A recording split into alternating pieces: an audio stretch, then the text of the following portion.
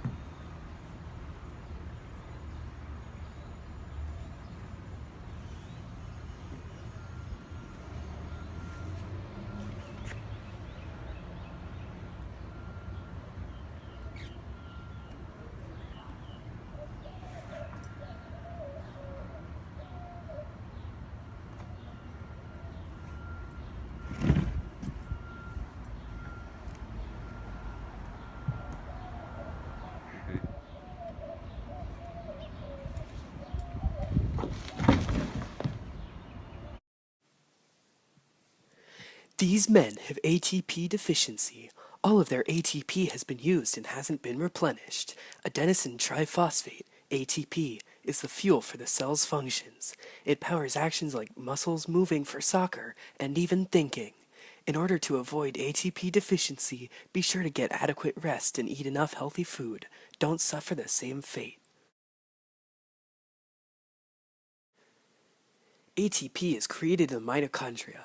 The mitochondria is the powerhouse of the cell. Inside the mitochondria, the process called cellular respiration happens. This is how a cell creates energy from the food that you eat. For the sake of simplicity, we're going to assume that you ate glucose. The glucose is distributed to the cells after being digested. Outside of the mitochondria, an enzyme splits the glucose, producing a little bit of ATP and an acid called pyruvate. But it's not done there. After that, the pyruvate is moved into the mitochondria, where it's further broken down. Next comes the electron transport chain. Here, an electron is separated from what's left of the food and transported across a membrane by a series of proteins in the membrane. This gives the proteins the power to pump the H plus ions from one side of the membrane to the other, creating two disparate concentrations. At the end of the chain, there's a protein called ATP synthase. This is what actually makes the ATP.